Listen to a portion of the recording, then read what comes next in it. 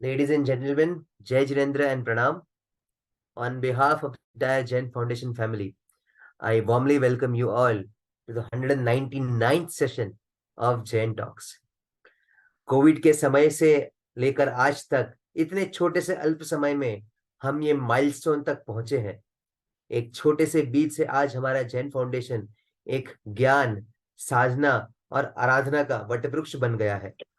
As you all know, last year we expanded into 9 verticals: Jain Talks, Jain Diet, Jain Yog, Jain Yatra, Jain Parv, Jain Melody, Jain Shala, Jain Library and Jain Muni.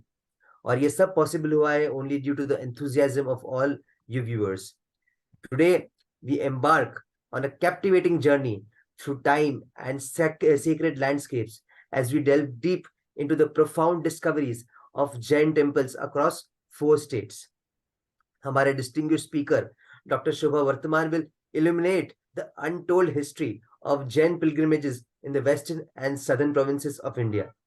इस session में doctor वर्तमान will guide us through the historical Jain tapestry of Maharashtra, Kerala, Karnataka and Telangana. इन सभी के तीर्थ आज वो लेंगे और unraveling the spiritual significance of Jain heritage that we have and that has withstood the test of times.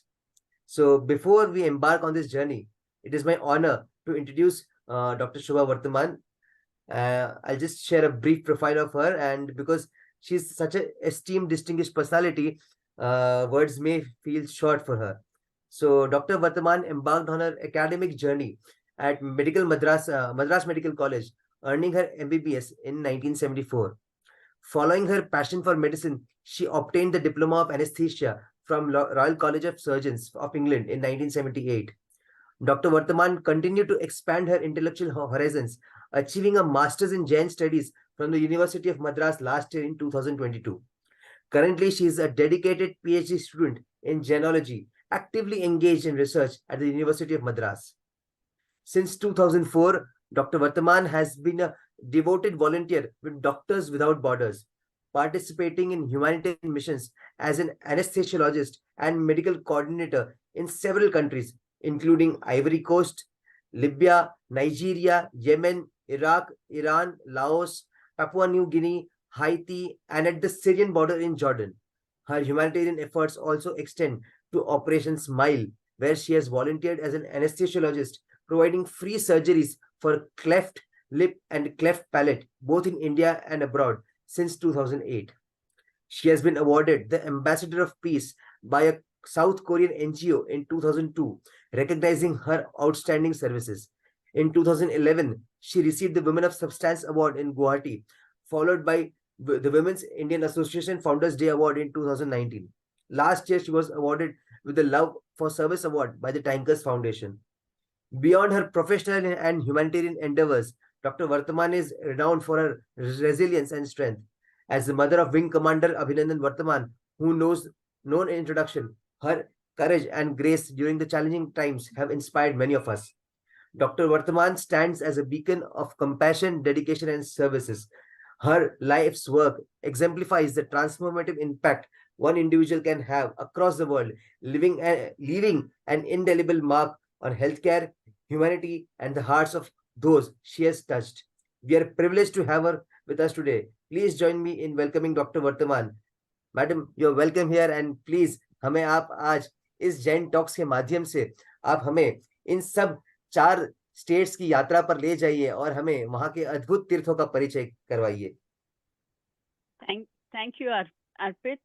You have really given me a very, what shall we say, a big canvas which I have to live up to. Thank you so much. First, let's start with my prayer. Moksha margasya netaram betaram karma bhubratam gyataram vishwatattvanam vande tatgunalabdaye. Jai Jinendra to all of you. This particular prayer is the Mangalacharan of Tattvat Sutra. And what it says is, I bow down to thee who takes us all towards the path of liberation, Moksha Marg, and who has destroyed a heap of karmas and who has the knowledge of the entire universe, I bow down to thee so that I may also acquire these qualities. And that is my, what shall we say, I have understood this after I have stepped into the world of the understanding Jaina studies. And it has been my luckiest day when I said yes to joining MA Jainology. And thereafter, there is no looking back because the philosophy is so deep and profound, and it has changed my life. And at the outset, I want to make a disclaimer. I'm not a historian, I'm not an architect, nor am I an art specialist. I'm just stepping into the world of academics of Jaina studies as a primary school scholar. So if there has been any mistakes or errors in what I have understood and what I'm saying, I request you all to pardon me, Michami Dukadam, at the very beginning. And as I told you, I'm just a student. I want to know about the philosophy in which I was born, uh, discovering the amazing insights. And I also wanted to see these places because in the past year, I've been a guest faculty in the University of Madras teaching the MA students the religious tourism and art and architecture of Jainism, Jaina art and architecture. And every time I have been foxed when they come up with some new place. And I want to be there, see it, and teach what I have seen myself, um, so that I have a kind of an authority with which for the words that I say to them. So that is why I set out on this journey. Um, every time we go to many of these places, so let me take you on a big journey. It's a long journey. It's a journey of 21 days. And this is this February, we said that we will, go and discover the treasures that we have in our Jain religion among all the states that in Dakshin Bharat, and we planned a 21-day trip driving, just me and my husband, and we started with Kerala. And the objectives of this trip was, first and foremost, it was spiritual because, as I told you, I wanted to discover the philosophy of Jainism through the religious uh, art and architecture, and also the religious tourism. You see, last year when we went on a trip with my university, we went to a place called Arpakam. And when I saw the Pratima of Adina Bhagavan, you wouldn't believe it. It was almost like a magnetism, and I still can't lose that image from my mind. Whenever I close my eyes and when I'm meditating, that peaceful, calm, and very simple um, pratima comes in my mind, and that sort of quietens all the thought processes in that happens in at that particular moment in time, and which supports me in my meditation. So my first objective was to seek the spiritual uh, uh, element of this trip. And the second one was, as I told you, the art and architecture. I wanted to discover the special, unique. You see, in those days, as I teach people, the the Dakshin art architecture is the same. The artisans are the same, but they make a difference, a little bit of difference, because their sponsors or the patrons are different. Like a Hindu king would ask an artisan to build a particular kind of temple for the Hindus. Actually, it will have the Shiva stories or the Vaishnava stories or their mythology replicated in their sculptures and things like that. The same way, the same artisan would do it for the Jains.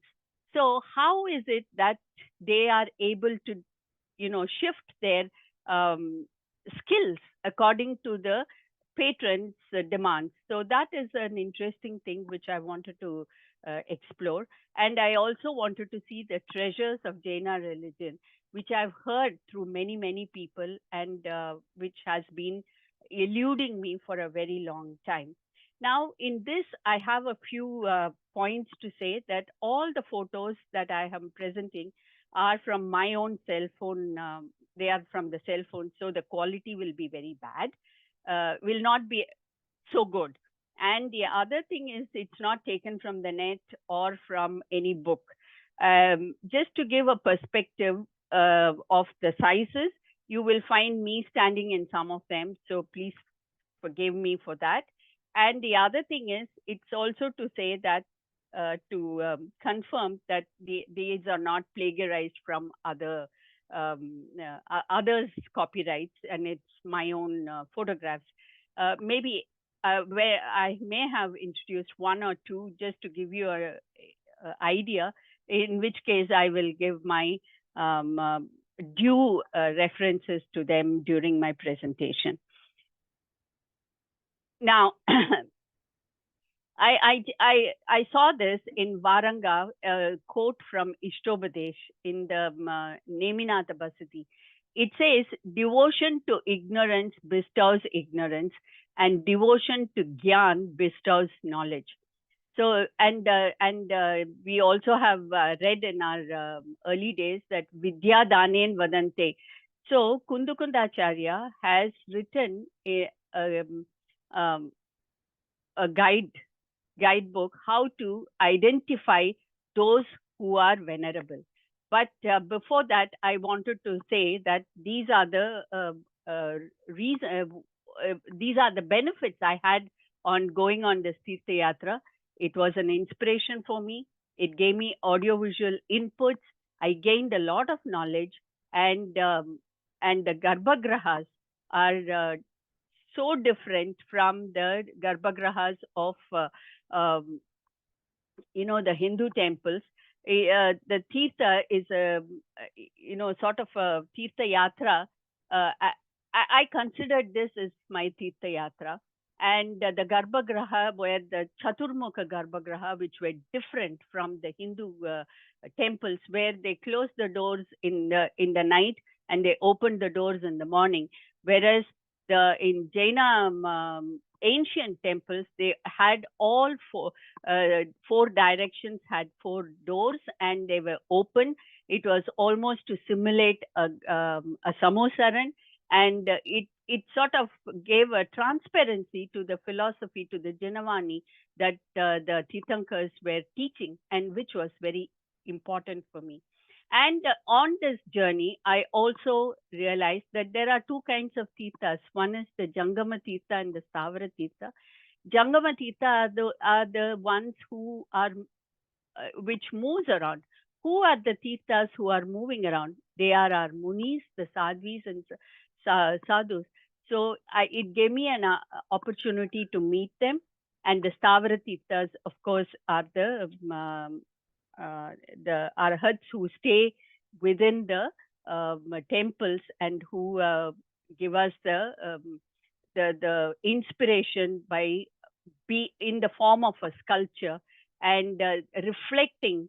At times, when I look into the Tirthankar, I'm looking into him and saying, am I going to see, when is the day when I'm going to see my soul reflected back like this? So this is my quest for the search journey totally. And these temples, they impart knowledge through the Dev Guru and Sastras. And the Stavara Tirthas are the temples, and the Tirtha is a symbol of spirituality. So this is how I considered this Tirtha Yatra. And And what gave me the basis for this Tirtha Yatra was, when I was reading Paramagam, I read this book called Ashtapahud. In Ashtapahud, there was Ashtapahud means 8 gifts. And one of the gifts was the book on Bodhapahud. And in this, Acharya Kundakundacharya enumerates the number of the people who are worthy of veneration. And in that, he starts with Ayatanam, which is, the person who has controlled his senses and through Manvachan Kaya, and who is internally and externally a Vitaraga. He is an Ayatan. Who is that? We don't have Tirthankars in this era. So we have Munis and Sadhus who have done that, who have renounced themselves. The second one is Chaityalayam. Chaitya is the soul, which is a pure soul, and the soul which is housed in a place is the Chaityalayam. In Vyavahara, the thing, it is the temple, and otherwise it is the Muni. And the Jina Padimam is the Jina's image. Jina Darshan is the faith. Jina Bimbam is the Jina's form. Jina Mudra is the hand mudras, which is the Kashaya Mudra, the one who has got rid of his destroyed the Kashaya, the one who has gone into Vitaraga, who has controlled his Indriyas, that the Jina Mudra, totally coming up to the Jina Mudra. And then we have the Gyan, that is what is the Hetu for Moksha Marga, that is which will teach us the pathway. That is the Mati Gyan, which is the bow, the string, which is the Shruta Gyan, and with the arrow of Ratnatraya, we hit the target with Vinay. That is the Gyan. So, when I look into this with that picture in my mind, it brings to me the visualization is so clear and explicit that I could see Gyan in other people as well. When I see the Jina Pratima, I could see this. Oh, you have done this with your Gyan. You have done this, and will it be possible for me to do this as well? And then we have the Deva and the Tirtham.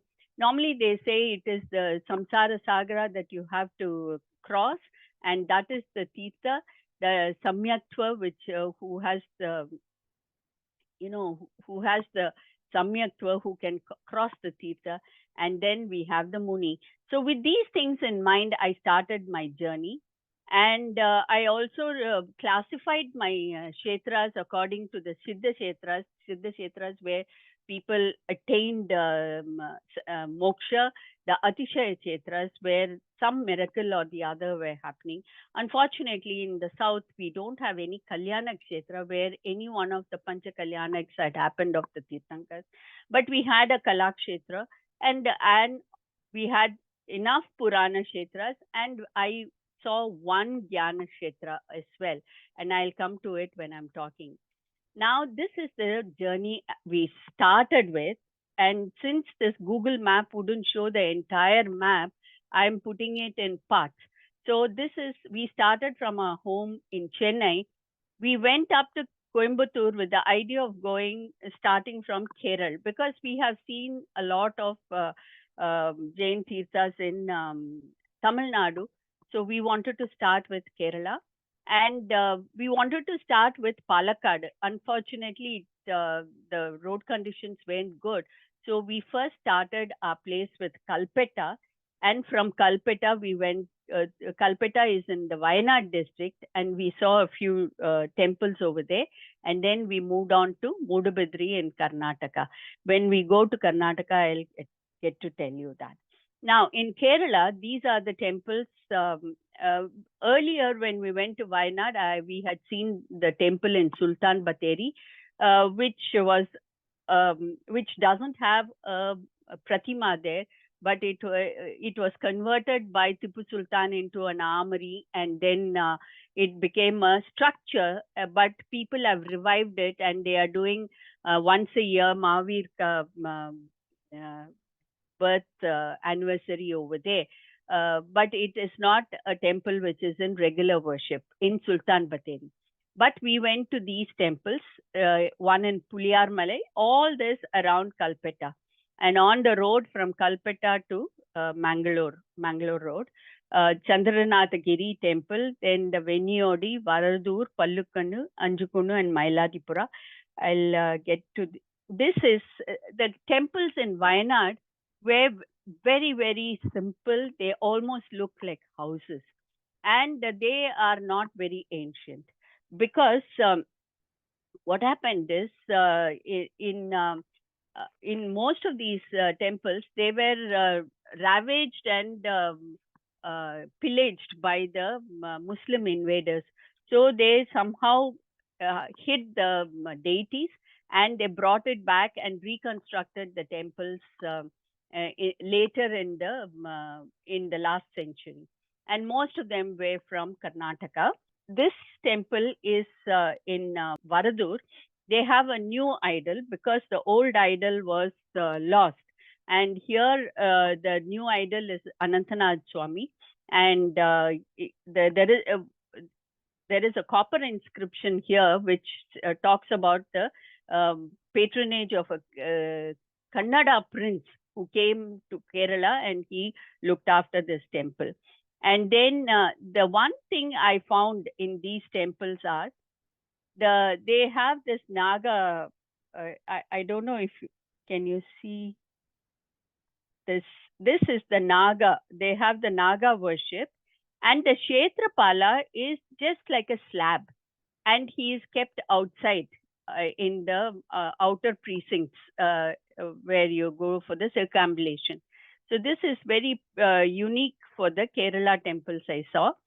And then this is the temple in Veniyode. This is Shantinatha temple, and this is 1,000 years old. The temple itself is 1,000 years old, and they have the Naga Pradishta here. And as I told you, here also the slab is the Kshetrapala. And this is the temple which had Manastamba and Balipita in front. Not all temples have that in Kerala. And and most of the temples, they have both Dwajastamba and the Manastamba. See, normally in temples, you either have one or the other. The three things that they normally have is Dwajastamba, where they raise the flag. And the second one is the Manastamba, as you all very, very well know. In Samosaran, the Manastamba was there too. Looking at it, Gautam Ganadhar's ego came down quite considerably. That and the other one is the Kirti Samba, where the king rises his Tower of Victory.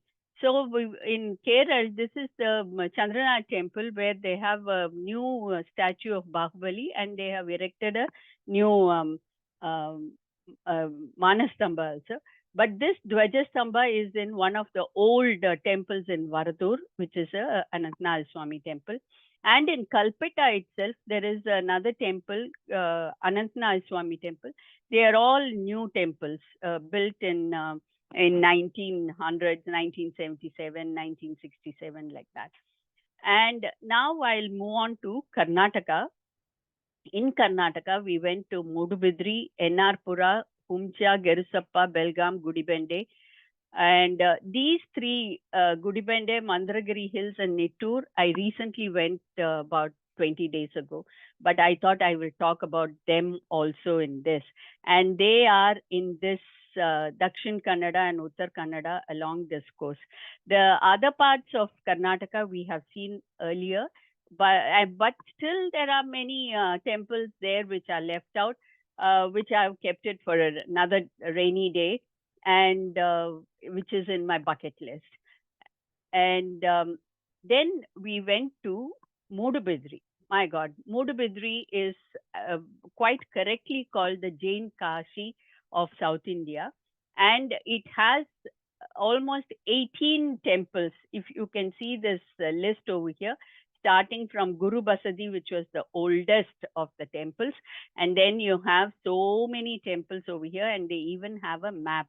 Actually, if you go there, you will need at least 2 days to see all these temples properly. Now, let's go from the very first.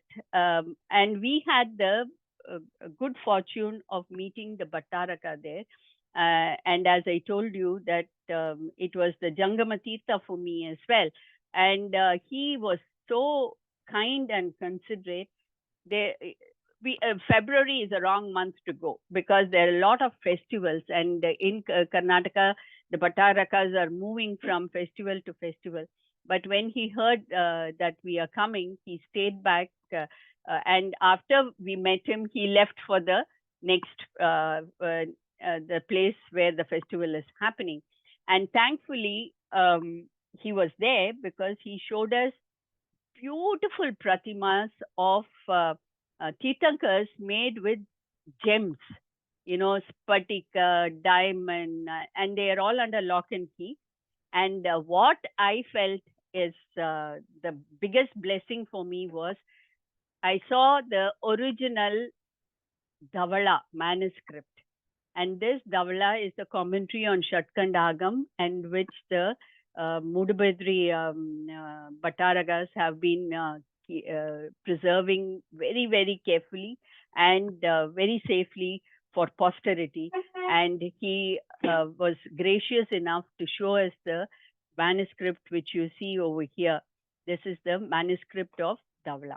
And then this is the Chandranath temple, which is just next to the, and this area where the mutt is the Martada Basadi, which is where the mutt of the Mudabadri Bhattaraga's place is. And we have this, this is the Chandranath temple, which is just next to the Martada Basadi. And here, it was very early when we went there, but here I'm told is the most unique sculpture of Parivara Padmavati. So in case anybody go there next time to see Mudabadri, look for it because it's a very unique sculpture, I'm told, because it is Padmavati with all her family and Devis all around her. Parivar is around her. Now, we come to the most important Basadi complex of Mudabadri. There are almost 11 to 12 temples over here. As you walk in the street, on either side, there are only temples and temples and temples. So this is the temple complex of Mudabadri. And we have the Parshvanath, the very first one is the Parshvanath temple. And then as you see, the temples over here are all very simple, but the Dwarapalkas are painted on the temple.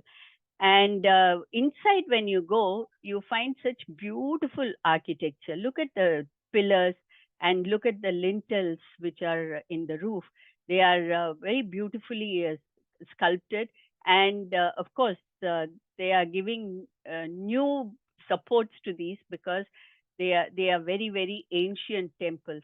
And these pillars, you can see how beautifully geometrical they are and yet so decorative. And then these are the basadis, but most important are the manastambas. They are very, very elaborate manastambas with 3 tires in them, and they have Chaturmukh Tirthankars on top. So these are the unique things about Mudabadri. And this is the Lepada Basadi, which is 14th century AD, which houses the Chandranath Swami, and there is a Jwala Malini also. And I took a panoramic view because it shows the entire expanse of this Basadi in that street. And then these are the, this is the Vasadi wall, that street that I showed you, it is enclosed by this humongous temple wall. And on this side, you have the Kera Basadi, which has a temple tank. That's the only temple which has tank there. And this looks like the earliest memorial guest house built in Modubedri. There are many, many hotels over there, so you can go. Now I'm coming to the most important, I kept it for the last, is this Basadi. And this is the Tribhuvana Tilaka Chudamani Basadi. And as you see, it is at the end of a small street, very simple at the entrance. But when you go in, it looms large. And I put myself there so that you can see the height of this entranceway itself. See how small I look in that. And this is one picture I couldn't take. It's a drone picture. I have taken it from the net because I wanted to show you how beautiful this Tribhuvana Triloka Basadi is. And this is the largest basadi in coastal Karnataka and the most ornate of them all. Why is it very famous? It has 1,000 pillars in it. Because of the 1,000 pillars, it is called the Savira Kambada Basadi. And it has stone beams and pillars, but it has tiled roofs. This is very typical of the Kerala, Karnataka, Tulu area actually. And it was built in 1430 AD, it seems, but it took about 31 years for this king to build it. Who was this king? He's the Devraya Udayar, that is from Mysore. He's a Udayar. He came there and he built it in 14th century and for 31 years, and it is in 3 stories. And the deity over here, I'll show you the pillars. Like these pillars are so beautifully carved, each one of them different from the other. They have 1,000 pillars in this, and as you see from the entrance, you can see the deity standing so gracefully, so luminously inside, and that is Chandranath Swami. He is about to, this is I borrowed this from the net so that you can all see how beautiful the pillars are. And this is Chandranath Swami in Panchaloka. He is about 2.5, that's about 7-8 feet high, and the most beautiful pratima in metal that I have seen in all my journeys actually. And this temple has a Manastamba, which is about 60 feet high, and it also has a Dwajastamba next to it. And and when you go there, I didn't take the picture because I'm not showing that picture to you because it will ruin the suspense when you are going. There is a hanging pillar in this temple. So when you go there, please look for the hanging pillar and see. And what are the temple? These are carved with many beautiful things, and in some of them you will see dragons and you will see giraffes. Why is it so? Because that shows that people of that time have had trading with China and Africa, so probably this indicates those, and so that's why they are also carved in the pillars. And then another nice, unique thing that I saw in Mudabudri are these stupas. These stupas generally are in memory of people who have passed to another life. And near the stupa, usually of Bhattaragas and Munis, and near these, in some places you will find Salekana, Nishidi stones also. So this is near the Nyaya Basadi, and so this is about Mudabudri. Next we come to Varanga. This is a temple, Chaturmukh temple in the middle of a lake built by Chakla Devi, And the Jain Mata over here is of the Kundukunda lineage, the Kranuregana and the Meshapashana Gacha. And the temple that is here is is built around the 12th, 14th century, 12th century. It's called the Kera Basadi. It's near Karkala, about 26 kilometers from there. The Mool Nayak is Parshvanath, and the other Tirthankars in the Chaturmukh is Shantinath, Neminath, and Anantanatha. And just next to the Parshvanath is the Padma Devi.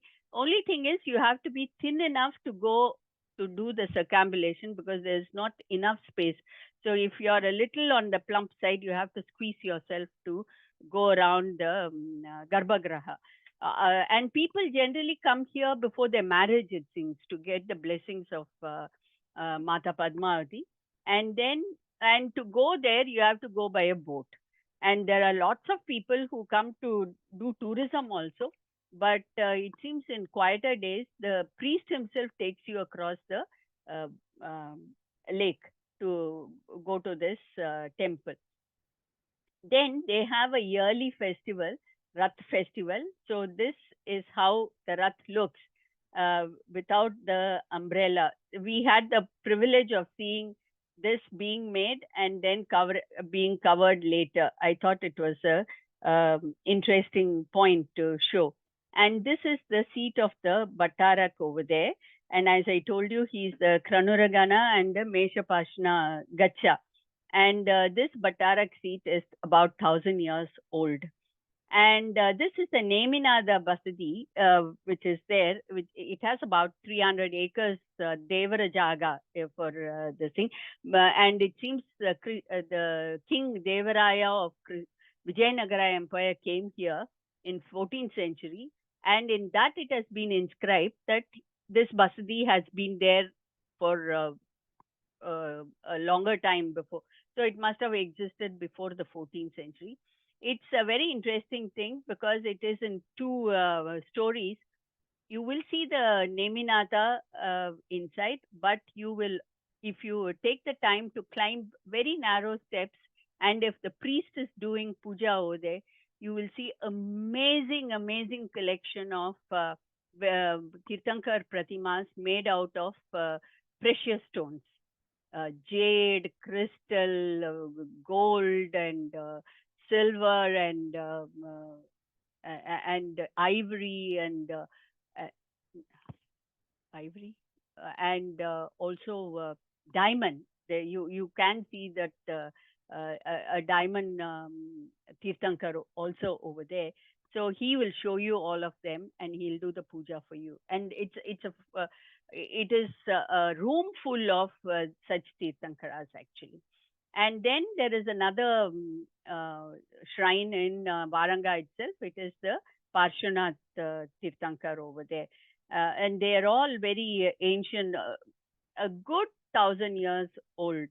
Now from there we went on to Kundadri. Kundadri is on the hills of Shimoga district near Agumbe, and this is where Acharya Kundukunda attained his moksha. And you can see his pada imprints over here. And there is a small little Parshvanath temple over there, and two kunds there. And it's an amazing hill station. People come for trekking, but we can see Nishidi stones over there. And this is the and this you will see. It looks as if it is a building, but the Parshvanath Pratima is housed in. It is inside a guha. It's a cave. So the building has been built around that cave, which is which is what I found in many of the places. And then we went on to Ennarpura. This is the seat of Lakshmi Sena Bhattaraka. The deity here is Chandranath Swami. And most important here is the powerful deity of Mata Jwala Malini. And the Chandraprabha Tirthankara, the dating they are giving is somewhere around the 17th century. It is in Padmasana, and it's about 3 feet tall marble this pratima, and I'll show you here. There, and it is and just outside the Garbhagriha, you'll find Mata Padmavati and Jwala Malini on either side, and they have a very old Parshanath bimba. They got it from somewhere outside of Enarpura, and it has been dated to 2000 years. And in this, and then you have Mata Saraswati and Padmavati just outside the Parshanath temple.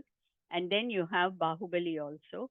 And the Jwala Malini over here is, I didn't take picture because we are not allowed to take pictures of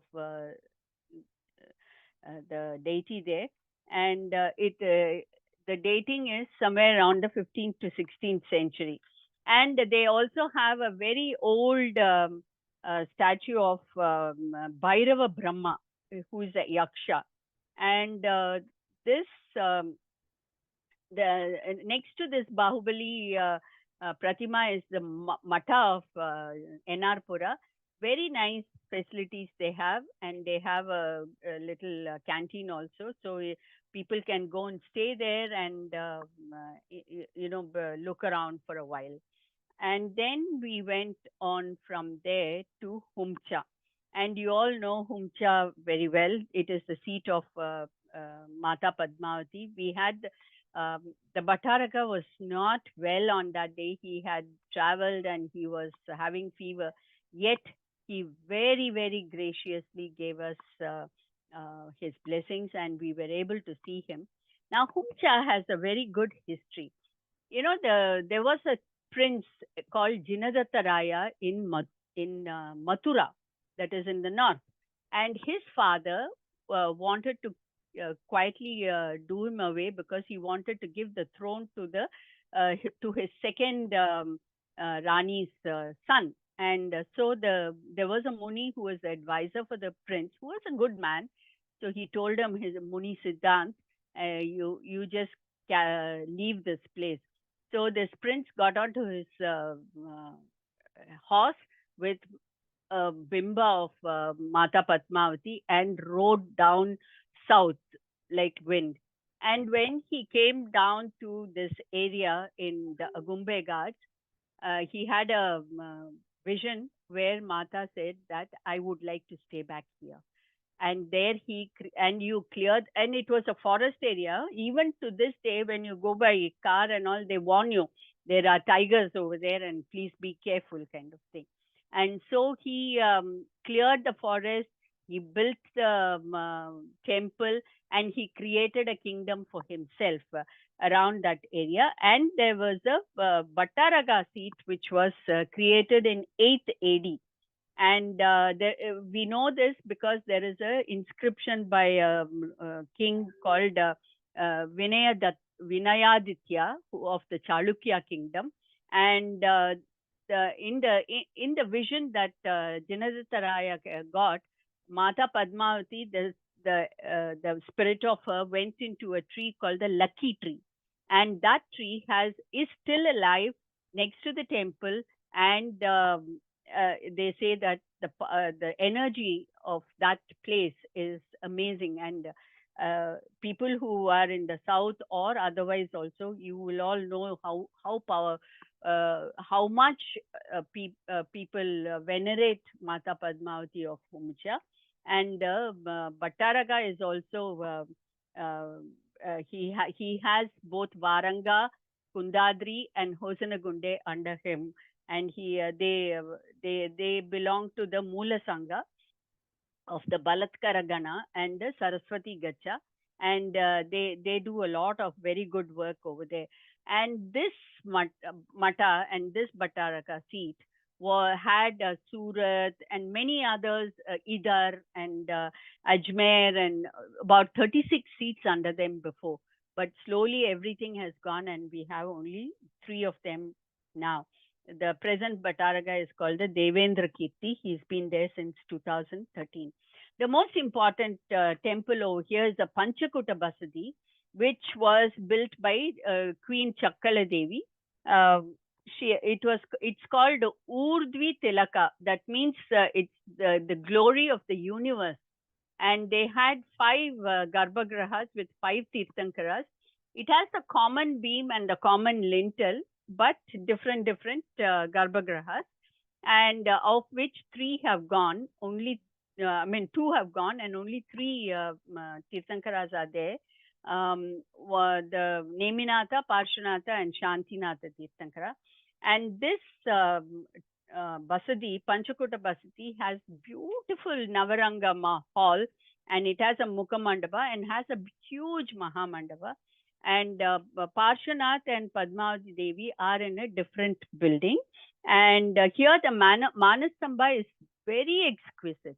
It has those three tiers, and it has, and the bottom in four corners, it has elephants, and then it has lions in between, and there are lions and elephants interspersed. The places, and they have reconstructed now, and they are building another small little Dharmasala, a little Dharmshala, a little away from the main, because they could not handle with the old one. And there are other places around Humcha Padmavati, which is of importance. That is, behind the mutt itself, you have on a small hill Parshanath Tirthankara, and then you have Bahubali and Parshanath Tirthankara temple. You can also see the origin of the river Kumudavati, and then you have the Makkala Basadi, you have the Martanda Basadi, and they have another Jatigaraya Basadi and all those stuff. And you can see all of them. And in Humcha, you also see three monolithic Bahubalis, one 12 feet high, one 10 feet high, and one 7 feet high. And these are very unique looking pratimas. And once you go to Humcha, you feel very happy and satisfied. I think it's the vibe, it's the air around there which reverberates with the divinity. Now we left Humsa and we went to a place called Gerusappa, which is called the Harappa of the Jains. On our way, we went through Jog Falls, and that was just after the monsoon, so there was enough water through in the Jog Falls, and it was quite a sight to see. And then we moved into this Gerusappa. It is inside the forest. We crossed a road across the dam of River Sharavati, and then went into a forest. And the forest road was steep, going down, and muddy. And if we had a problem in that road, to get help would have been a very difficult thing. But when we went to Gerusappa, we found that it was all worth it, because there are this Gerusappa was built. It has been there for a very long time by the Salua dynasty from the 14th century, and the Salua dynasty ruled for 200 years. And it seems this area was full of Jains, and there was about 1,084 temples here, but only 6 are remaining. And so in 1865, people have seen, it has been recorded, people have seen the Tahsildars of the nearby Honavar port taking away the floor slabs and stones from the and the gopuras of the temples to build their own temples, the Hindu temples. So you can imagine how many have been taken away like that. And but the famous temple over here was built by the famous queen called Channa Bhairava Devi.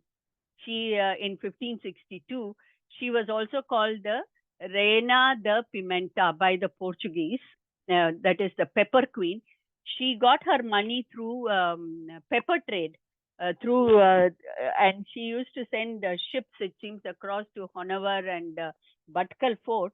But she fought the Portuguese and defeated them 40 times. Ultimately, she was, this is a story I heard, she was betrayed by her husband, who wanted to become the king. And the Portuguese, after defeating her, killed him also, saying that if you can betray your own wife, how long will it take for you to betray us? So they did him away. And this is the story of the Pepper Queen. And she built this. This is the Mahavir Basadi, and these are the Salekana stones that you are seeing here, and Bahubali statue. And this is the panoramic view of the Chaturmukha Basadi that Channabhairava Devi built. It is huge, and it must have been a Western Chalukya style, but it has a flat roof, but which is not the style of Western Chalukya. So probably people have taken away the stones. But what is amazing is we see huge stone structures over here. Even the steps, you can see how tall and broad and huge they are. And this is the Basadi, the Chaturmukha Basadi. And in this, you see beautiful sculptures. And this is the Chaturmukh deity of Rishabha. This is a very amazing thing, because so far I've seen in many Chaturmukha, it could be the Anantanada, Shantinada, Parshvanada, Adinada, or combinations of any of the 24. But this is the only Basadi where I've seen Rishabha, Ajita, Sambhava, Abhinandana, the first 4 Tirthankaras in that order, and beautiful basalt stone, well polished, and the polish is still remaining, but it's going in some places, of course. And it's an amazing architectural feat. I wondered how, with the into the forest with the raging rivers, where did they bring these heavy laterite stones and build these temples? Did they bring them in cars or carts or ships? How did they do it? And they built 1084 temples in that forest, which is an amazing feat for these kings of that time. It must have been the divinity that they felt, which must have impelled them to do this actually. And then here in each of the halls, you have these overhanging lotuses, and the Dwarapalakas are very, very exquisite in this. And you see the lintel here. There are 4 doorways, and in all the 3 of the doorways in the lintel, you have Tirthankaras, and in one doorway, you have Gajalakshmi. So that is the unique thing about it. And I must show you the Dwarapalakas, who are very, anyway, the Dwarapalakas are very pretty over here, because they have ornaments, and they have a club with a cobra wound around it, which is very unusual. I've never seen this before. You see the club over here, and you see something, it's not smooth. Can you see that? In fact, I should have put that special, that close up, which I took, but I didn't. Can you see the club the Dwarapalaka is holding? And he's got a cobra wound around it. It is very unusual and unique Dwarapalaka over here, and they are all very handsome.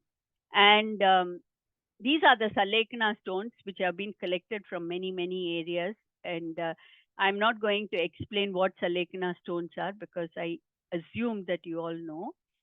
And this is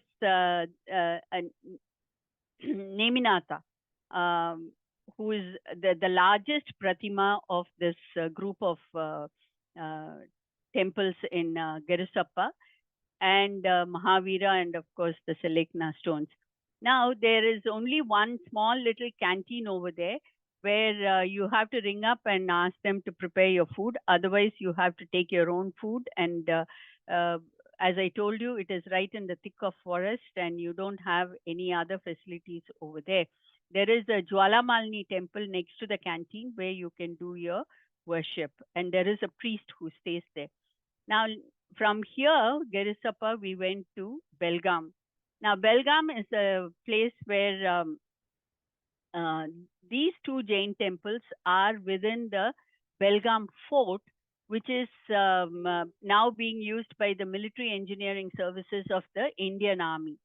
So we have to get permission before going, but people do come and pray and go. And at the entrance of the fort, just inside the entrance, there is a Durgayamman temple. And when you look closely, you will find she has that gourd and the typical Padmavati Devi appearance. So you can assume that it has been taken over as Durgayaman, and people come from outside to do puja over there. This temple is called Kamal Basadi. I'll tell you why it is called Kamal Basadi. There are two temples within the fort. One is the Chikka Basadi and the Kamal Basadi. And this Kamal Basadi, yeah, it has, as you see, the spire is gone, but it has these flat architecture. And this is now under the ASI, that is Archaeological Survey of India. And it is the in the form of it is called Kamal Basadi because I'll come to that later. We'll go in from the outside. This is all. It has a lot of pillars inside, and you can see the beautiful geometric pillars over there. And before we go into the temple, we have a Sahasra kut of Tirthankars, and probably this is the Siddhasila. And so this, there are Munis or Tirthankars, I'm not very sure, but this is a monolithic stone with, they say it is 1,000, but I didn't stop to count. So this is the Sahasrakut over there. And all around the temple, you have very exquisite sculptures. You see here one man with three heads with one body. If you look at him like this, he's looking this way. If you look at him like this, he's looking this way, and the center he's dancing. And the it has stories about Ramayana, and this is the first time I have seen two Vanarasuras doing the churning of the ocean of milk to get the Amrit, which I have not seen anywhere else. And now, as you go into the Kamal Basadi, you will find these basalt pillars, which are highly shiny and geometrical. They have round intersperses, they have rectangular, octagonal, hexagonal in between, and the columns raising like this. And no one pillar is the same as the other.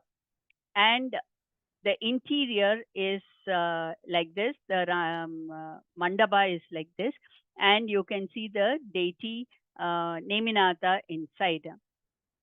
Now, as you see here on the roof, you have it's in the shape of a lotus, and that's why it is called Kamal Basadi, and it has 72 petals. That is 72 Tirthankaras of the past, present, and the future.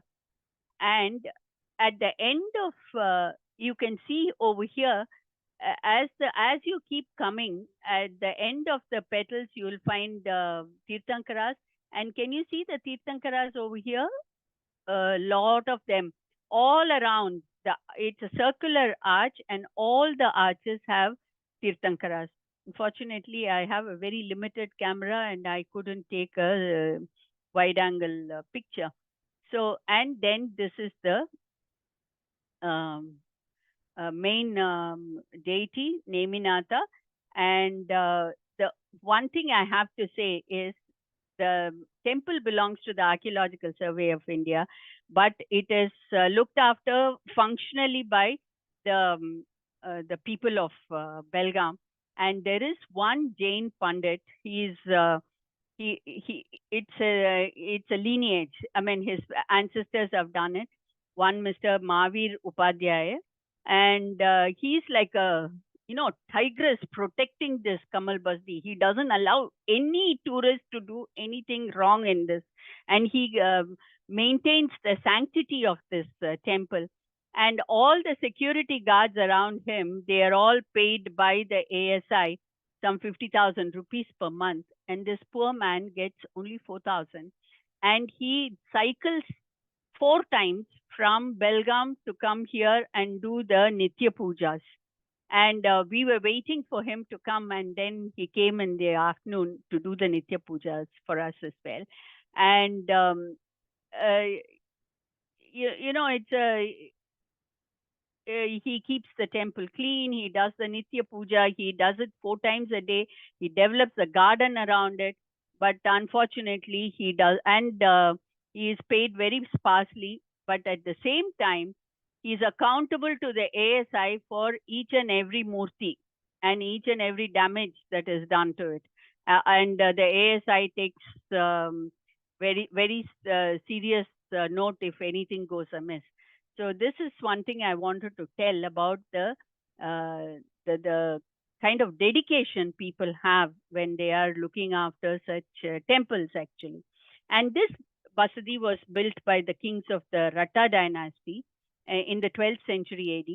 And when the Muslim rulers raised about 108 temples in the region, and very few were the thing. What did they do? They demolished the temples and took the pratimas to build walls of their forts. If you go and knock off a little bit of their fort walls, you will find a pratima standing there. That is how they built their fort. And these two temples were built in the Western Chalukya style. This Kamal Basri was built by Jayaraya. He was the officer of the king of Kartavirya IV of the Ratta dynasty in the 12th century AD, under the guidance of a Jain monk called Subhachandra Bhattaraka Deva. And only and as I told you, we saw the churning of the. You see here there is Shantinara and a panel of Tirthankaras. There are only 10 Tirthankaras. Probably there were 24 Tirthankaras over here, but the panel had broken, and so you have only this many. And this is the Mahavir Upadhyay who does the work. And we move on to the next one called the Chikka Basadi.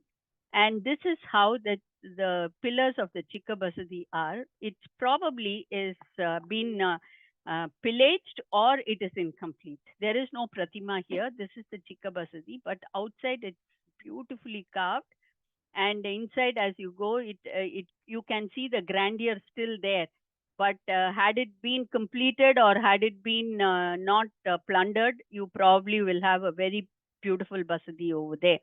Now, from there, I want to show you. We recently went to Karnataka, and again we went from Bangalore to Mandaragiri, and from Mandaragiri we went to Nittur. And this is the Mandaragiri temple. No, this is Nittur. This is Nittur. It is a Jwalamalini temple of the 11th century. It has Shanti Tirthankara. As you go inside, you will find beautiful sculptures on the roof and here also. And the most powerful deity, people come from far and wide to pray, is on the lintel, the Jwalamalini. The priest climbs over this ladder and he does the puja over here, which is something that I found very unique for this temple. Then we went on to a place called Mandaragiri, and here they have a 2,000-year-old temple on top of a hill. You can go by auto rickshaw there. It's 4th century to 12th century. Over that period of time, these temples have been built.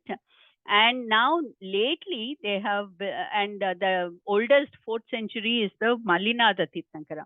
And on top of the hill, you will find the Samosaran being replicated. Initially, as I went in there, I said, oh my God, lot of colorful people sitting there. But when I went closer, you will find all of them are statues sitting around the Samosaran over here. And then at the foothill, you have this pitchy-shaped structure, which is a dedication to Acharya Shanti Sagar. And this is very unique, and many people come and take pictures over here. And to go here, you need to climb 430 steps. Now, then from Bengaluru, we went to another place called Machanahalli and Gudibande and Pachaparshanath. This is Brahmayaksha.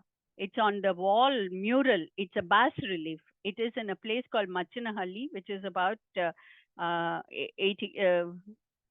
45 kilometers from Bangalore. And then at the top here, this statue is 2,000-year-old Rishabha Tirthankara, but they have built a new Bahubali over there. And then this is Pratima I was so fascinated by. Look at the stone they have made it with. It's an amazingly unique 2,000-year-old Parshvanath.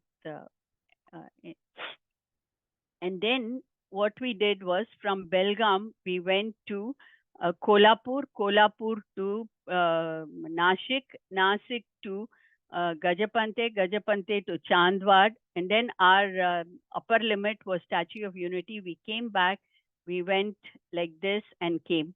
So I'll take you to Maharashtra now.